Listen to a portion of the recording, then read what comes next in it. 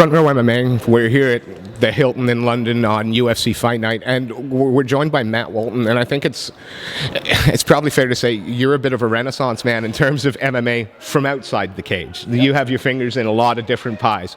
One of the things I'm most interested in is I know a few fighters have come to you as sort of a mind coach, and I'd like to talk about it. What do you bring to the table? What sort of things do you do with a fighter, or is it very specific to the individual? Yeah, so I think my view on everything is the mind is the most important thing to get right from first base. So there's a bunch of theories around. If you take NLP or CBT, what it says is if whatever you think, your body follows. So my personal view and from my experiences is if you have a positive mindset, then you're going to be positive from a physical perspective. Now, that could be a number of things. So if you get life right outside of the gym, then there's a really good chance you're going to perform in the gym. If you've got total chaos outside of the gym or outside of competition, and you're not winning at things, you're very negative, then you're not going to suddenly switch when you come into competition. So it's about having that common approach to absolutely everything you do in life. Is it more like, forgive me, you spoke, is it more like a case of learning how to mentally organize as opposed to mental strength? I think good preparation is good for everyone, but I think like I say, there's many theories around, but my view is we're all habitual. If we take a snapshot in time, we are a sum of our experiences. Whether those experiences are right or wrong, that is the position we're in at that point in life. If you take a habit, it's scientifically proven that a habit forms in 6 to 8 weeks. So all of us should be able to take a snapshot in time and say, well, actually, I want to reprogram the way I think of things. And with that commitment to change, then it's possible for all of us to reprogram our thought process and focus more on the positive and deal with the negative rather than focus on the negative, and that overshadows anything positive we do. When you're dealing with fighters, especially MMA ones, I mean, I think it takes a certain mindset just to step in that cage in the first place. Is it perhaps more of a challenge for sort of those kind of athletes that that all they do is go to fight? How does that impact on them? Yeah, I think for anyone in any walk of life, any kind of high pressure job, high pressure sport, to be able to feel confident in what you're doing and quantify that is the first step in anything. If you're going by gut feel, then what's gut feel? Gut feel becomes a guess. So for me personally, everything is about quantifying everything we do. So if I feel confident, it's like, why? And it's the same I work with the fighters. It's, let's get some good quantifiable metrics. So when you go in there, you can quantify why you feel confident. It's not just the fact someone's patted you on the back saying you're the man, you're going to smash it. I mean, in reality, that's just an empty statement. Yeah. And I suppose this isn't something you've said. It's not just for fight. Is this something that you do sort of for other people? Anybody? It seems that anybody could follow this path. Yeah, I think if you take high pressure business, there's executive mentoring, and when you're dealing with split decisions, maybe in front of the press, you've got a multi-million-pound company that is hanging on your every word. You need to be able to be really clear what your process is to get to a good answer. And for me personally, you have a gut feel, but you can't quantify what a gut feel is. You have to have a process of elimination and be able to ask the right questions to get to the right result. So for me, this applies to everything. It's not just MMA. Actually, the work I do started outside of MMA, but I've just, started working with a couple of guys, and in general, I don't go looking for people. Yeah. I get a call off them to say, and then we just work real simply, and we build on simple building blocks. And I always say, keep science for the labs. You know, psychological coaching is a myriad of things, but unless you can take some simple things and put them into your already busy life, it always stays as a great idea that we'll never work on. And you know, you said you've taken a few fighters on board. You've done more than that as well, because you started to get involved in management.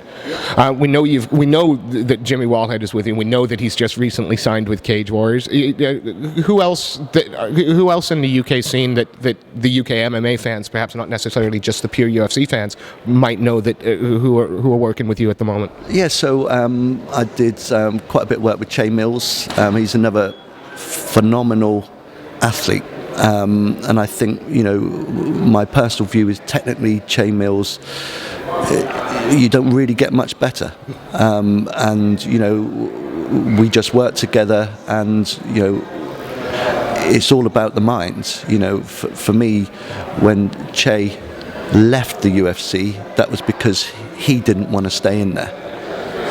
He didn't get booted, he just didn't want to stay. And I still believe if Che's got a purpose, he'll go on and still do great things. So yeah, Matt Hallam's another fantastic fighter, and then Aaron Blackwell. Blackwell? Yeah, I absolutely love Aaron Blackwell. I think, you know, he's been around for a long time. You know, he's fought Brad, Ronnie Mann. To me, they're just a great apprenticeship. He is someone who's got some incredible talent, and some of the stuff we're working on now, he is an incredible athlete, very open-minded, and he can adapt to anything. And I think he'll be, you know, he's going to throw a few spanners in the works in this Cage Warriors bantamweight division this year. Yeah. And as moving away from the fighters now, because I'm well aware we could keep you here all day, you're also involved with Forza Lucha, which is obviously a combat sports clothing equipment company, and Positive Energy as well. Considering I'm sort of an energy drink junkie, that's the one I want to talk about first, not just on a personal level. Tell us about your involvement with this brand, and sort of a little bit about it and where we could find it. Yeah, so the company's owned by someone called Nick Hampson. I'm actually very good friends with Nick. We did a lot of work at Vodafone together. And yeah, what I really like about it is it's all natural caffeine, B1 vitamins, and it's not pumped with any taurine or any artificial ingredients. So it's probably the first really great tasting energy drink that you can actually have as part of your everyday nutrition.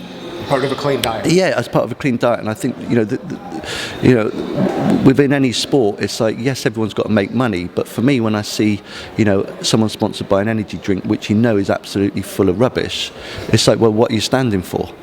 So actually, you either stand for the sport and the health and everything that goes with it, or you sort of do, and then you take a bit of money on the side.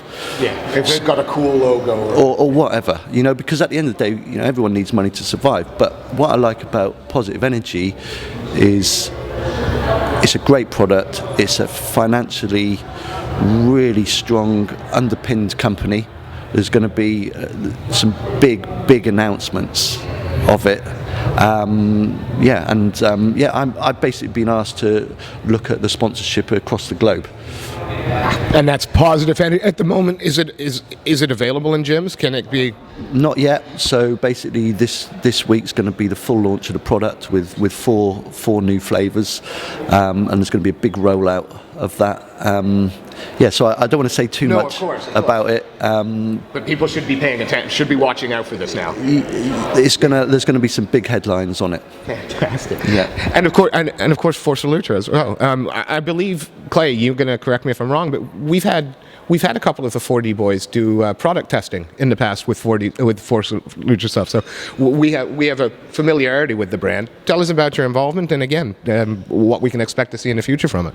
Yeah. So really, my involvement was more of a sort of strategic advisor, which was I really liked the product. I thought the designs looked fantastic, and you know, it was a great start for a British company. the lads involved really enthusiastic and had actually done some fantastic work. So for me, it was just like, right, well, I've got a big background in business. I'm a former IT director in Virgin, and I was like, look, I really like what you're doing. Here's a couple of ideas. So I really throw sort of strategic advice in there, but it's probably one of the first UK companies I think will do something. I think there's lots of UK brands that do stuff, but in the UK. But I don't think they'll hang around. This is a company that not just puts product on people, but it actually makes a return, and there's a difference. Yeah. You can put product on people and actually at the end of the year not sell anything for product. I think the designs are great, and the other thing is 90% of people can't afford or don't want to pay £80 for a set of gloves. No. So if you can get a good quality set of gloves for £40, it's a good deal. And that's for Salute. And is there a website? Because I know that you've got online shops. Where would people find that? Yeah, it's just forsaluter.com. Look, we appreciate it. I've taken you away from your mates. It's a busy day. No problem. Before we let you go, though, is there anybody that you would like to say thank you to? Anybody you'd like to give a shout out to for the support and help they've given you over there? I love it every time I ask that question. Yeah, do you know what?